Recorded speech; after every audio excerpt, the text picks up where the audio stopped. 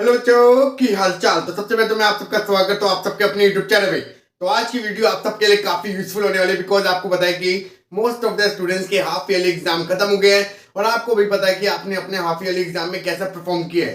But अब मैं यहाँ पर आपको एक रियलिटी बता रहा था कि अब बच्चे सोच रहे होंगे कि सर सितंबर तो खत्म हो गया है, अब हमारे पास समय बचा है अक्टूबर, नवंबर, दिसंबर, जनवरी, मतलब अब हमारे पास सिर्फ 4 महीने बचे हैं और देन हमारे बोर्ड एग्जाम स्टार्ट हो जाएंगे। बट मैं यहाँ पर आपको एक रियलिटी बता देता हूँ, अब आपके पास सिर्फ 4 महीने नहीं बचे, अब आपके पास सिर्फ 2 महीने बचे हैं, अक्टूबर एंड नवंबर। बिकॉज दिसंबर में तो आपका सारा टाइम निकल जाएगा प्री बोर्ड में, और देन उसके बाद जनवरी आपका निकल जाएगा प्रैक्टिकल्स वगैरह, और देन उसके बाद आपका अगेन एक प्री बोर्ड हो जाएगा। तो मतलब आपके पास सिलेबस खत्म करने के लिए कितना टाइम बचा है? सिर्फ 2 महीने। तो इसलिए अब आप जाग जाइए, बिकॉज अगर आपने अभी तक सिलेबस खत्म नहीं किया तो अब आपको पढ़ना ही पड़ेगा। बिकॉज हाफ ईयरली का पेपर तो आपने अब देख लिया होगा कि कैसा आपका आ रहा है पेपर, और अब आपको डबल मेहनत करनी पड़ेगी जिससे आप अपने अकेडमी में अच्छा स्कोर कर सकोगे। तो इसलिए यहाँ पर मैं आपके लिए एक बेस्ट टाइम टेबल लेकर आया हूँ जिससे आप अपने पूरे फुल डे को यूटिलाइज कर सकते हो। जैसे मैंने आपका स्कूल का टाइम भी निकाला हुआ है, देन उसके बाद आपकी ट्यूशन टाइमिंग के जो 2 घंटे आप जाते हो वो आपका निकला हुआ है, और इसके साथ साथ यहाँ पर मैं आपके लिए लेकर आया हूँ सेल्फ स्टडी के टोटल 4 घंटे। मतलब पूरे दिन के आपके 4 घंटे मैं आपके लिए सेल्फ स्टडी के लिए निकाल के दूंगा, जिसमें आप अपने कोर्स को कंप्लीट भी करोगे, साथ साथ अपना सेल्फ स्टडी भी करोगे, जिससे आप अपने अकेडमी में बिफोर टाइम अपना सिलेबस खत्म करके उसको अपने बिफोर एग्जाम से रिवीजन करके अपना काफी अच्छा स्कोर करोगे। बट टाइम टेबल को स्टार्ट करने से पहले यहाँ पर मैं कुछ इंपॉर्टेंट टिप्स आपको दे देता हूँ बिफोर स्टडी। आपको क्या क्या स्ट्रेटजी आपको फॉलो करनी चाहिए जिससे आप अपने सिलेबस में कंप्लीट कर सके। तो यहाँ पर मैं आपको स्ट्रेटजी दे रहा हूँ मैथ सब्जेक्ट की। आइदर आप बेसिक स्टूडेंट्स हो या फिर आप स्टैंडर्ड स्टूडेंट्स हो, जो भी अगर आप बुक अगर फॉलो करें तो सबसे पहले आपने क्या करना है, एनसीईआरटी को फॉलो करना है। बिकॉज एनसीईआरटी हमारी सब फर्स्ट प्रायोरिटी बुक होती है जिसको आपने खत्म करना है और फटाफट खत्म करना है। और अब ये नहीं कि आपके पास लॉट ऑफ टाइम है तो आप आराम से कर रहे हो, अब आपने एनसीईआरटी के इंपॉर्टेंट क्वेश्चन को कंप्लीट करना है पहले जो आपके पेपर में आ चुके हैं। और अगर आपको ये नहीं पता है कि एनसीईआरटी बुक में आपके कौन से इंपॉर्टेंट क्वेश्चन है और कौन से इंपॉर्टेंट एग्जांपल है, तो मैंने ऑलरेडी एक वीडियो बना दिया है जिसका लिंक मैं डिस्क्रिप्शन में दे दूंगा, जिसमें मैंने सारे इंपॉर्टेंट क्वेश्चन मार्क करवा दिए एज वेल एज एग्जांपल भी मार्क करवा दिए हैं। आप उस वीडियो का लिंक डिस्क्रिप्शन से ले सकते हो और अपनी बुक में मार्क कर सकते हो और वो इंपॉर्टेंट क्वेश्चन को फटाफट कर सकते हो। देन एनसीईआरटी को खत्म करने के बाद आपने रेफरेंस बुक पे मूव नहीं करना, क्योंकि कई बच्चे आरडी शर्मा और आर एस अग्रवाल में लग जाते हैं। बट अब आपने क्या करना है, थोड़ा सा स्मार्ट वर्क करना है। बिकॉज अब आपके पास सिर्फ 2 महीने बचे हैं, अक्टूबर एंड नवंबर। तो इसलिए सबसे पहले आपने क्या फॉलो करना है, क्वेश्चन बैंक। अब आप बोलोगे सर कौन सा क्वेश्चन बैंक, तो यहाँ पर मैं आपको एक बेस्ट क्वेश्चन बैंक यहाँ पर आपको प्रोवाइड कराता हूँ एज पर लेटेस्ट सिलेबस और as per new syllabus pattern के अकॉर्डिंग, जिसमें आपके अच्छे क्वेश्चन आपके प्रेजेंट है। तो वो कौन सा क्वेश्चन बैंक है, तो यहाँ पर आपको दिखाता हूँ। जैसे कि यहाँ पर आप देख रहे हो, ये आपका ओर्सवाल का आपका क्लास 10 मैथ्स का आपका क्वेश्चन बैंक है।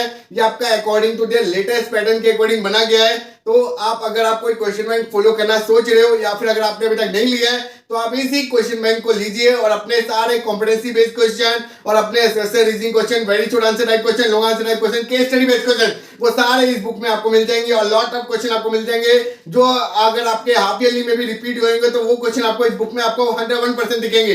तो इसलिए अगर आपको कोई बुक आपको अभी तक नहीं ले रखी तो आपको मैं यही बेस्ट रिकमेंडेशन दूंगा कि आप इस बुक को फॉलो कीजिए। लिंक मैंने डिस्क्रिप्शन में दे दिया है, फटाफट डिस्क्रिप्शन में जाकर लिंक को ओपन करें और इस बुक को परचेज करके अपनी तैयारी को स्टार्ट करें। बिकॉज अब आपके सिर्फ 2 महीने बचे हैं। अब इसके बाद यहाँ पर आप क्वेश्चन बैंक कर लोगे तो देन आपने क्या करना है, आरएस या फिर आरडी शर्मा में से कोई एक बुक फॉलो करनी है। बिकॉज आपने एक्स्ट्रा कॉम्पिटेंसी बेस्ड क्वेश्चन तो आपने क्वेश्चन बैंक में कर लिए, बट कुछ ऐसे क्वेश्चन होते हैं जो आपके आरडी शर्मा या फिर आरएस अग्रवाल में मेंशन होते हैं, देन आपने इस बुक को फॉलो करना है। देन इसके बाद आपने लास्ट 10 ईयर्स के प्रीवियस क्वेश्चन को सॉल्व करना है। वो क्यों करना है, बिकॉज जिससे आपको आइडिया हो जाएगा कि पेपर में किस टाइप के क्वेश्चन पूछे जाते हैं, सीबीएसई का क्या लेवल होता है और कैसे पैटर्न से वो क्वेश्चन को राइज करता है। तो इसलिए आपने प्रीवियस क्वेश्चन को करना है। देन उसके बाद एट द एंड आप सैंपल पेपर करोगे। बट अभी आपने अक्टूबर के मंथ में आपने फटाफट क्या चीजें कंप्लीट कर देनी है, एनसीईआरटी और क्वेश्चन बैंक। बिकॉज अगर आप ये दोनों चीजें भी खत्म कर दोगे तो आरडी आरएस आपका इसमें कवर अप हो जाएगा और कुछ क्वेश्चन आपके प्रीवियस क्वेश्चन भी इसमें कवर अप हो जाएंगे।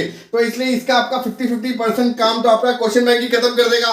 देन उसके बाद आप सीबीएसई का सैंपल पेपर और जो आपके सैंपल पेपर आपके मार्केट में भी रिलीज होंगे तो आप उसकी बुक को फॉलो करोगे, देन उसको आप सॉल्व करोगे। बट अभी आपकी बात हो रही है क्वेश्चन बैंक, बिकॉज अभी तक आपका सिलेबस खत्म नहीं हुआ। सैंपल पेपर बच्चा तब करते हैं जब उसका सिलेबस खत्म हो जाता है, और जब आपका सिलेबस खत्म हो जाएगा तो देन मैं आपको सैंपल पेपर भी रिकमेंड करूंगा बढ़िया से बढ़िया, जो आपके लिए काफी यूजफुल होंगे। बट अभी आपने फोकस करना है क्वेश्चन बैंक। अब मैं यहाँ पर आपको बताता हूँ कि आपने पूरा दिन का यूटिलाइज कैसे करना है, और यहाँ पर मैंने आपके लिए 2 स्टडी स्लैब निकाले हैं अकॉर्डिंग टू देयर पूरा रूटीन के अकॉर्डिंग, जिसमें आपका ट्यूशन टाइमिंग आपका मैंने सेपरेट रखा हुआ है और आपके 2 स्टडी लैब आपके यहाँ पर निकाल दिया है, जो आप अपने अकॉर्डिंगली उसको फॉलो करोगे। आप ऊपर नीचे कर सकते हो, टाइमिंग एडजस्ट कर सकते हो, बिकॉज ये आपका एक वेरिएबल आपका टाइम टेबल मैंने आपके लिए एडजस्ट किया है। तो अगर आपको ये अच्छा लगे तो प्लीज इस वीडियो को शेयर जरूर कर दीजिए, बिकॉज ये काफी मैंने बच्चों के मार्क्स देखकर उनके रूटीन को देख के मैंने डिजाइन किया। तो इस करके इस वीडियो को जरूर अपने दोस्तों के साथ शेयर कीजिए और अगर आप फर्स्ट टाइम आए हो तो हमारे चैनल को प्लीज सब्सक्राइब कर दीजिए। तो स्टार्ट करते हैं, वो क्या टाइम टेबल है तो यहाँ पर आपको मैं स्टार्ट करके बताता हूँ। 7 से 2 PM मैंने आपका बुक रखा है फॉर स्कूल टाइमिंग। 2:30 से 3:30 आप रेस्ट करोगे घर पे और इसमें आप लंच वगैरह अपना करोगे। 4 से 6 आपका टाइमिंग होगा कोचिंग का। कई बच्चों की कोचिंग आपकी 5 to 7 होगी और कई की 4 to 6, या आप अपने टाइम के अकॉर्डिंग इसको एडजस्ट कर सकते हो। आफ्टर कोचिंग आपके लिए मैंने 1 आवर का गैप रखा है। 6 to 6:30 और 6 to 7 तक आप अपने फ्रेंड के साथ या फिर अपना घर पे रेस्ट कर सकते हो, अपने माइंड को फ्रेश कर सकते हो। देन आपका फर्स्ट स्टडी सेशन स्टार्ट होगा 7 to 9। इसमें आपने क्या करना है वो भी मैं आपको इसमें पूरी डिटेल आपको बता देता हूँ। स्टडी सेशन 1 7 to 9 PM, इसमें आपको 2 आवर्स का इंटरवल है। 2 आवर्स के इंटरवल्स को मैंने 2 पार्ट्स में डिवाइड किया है।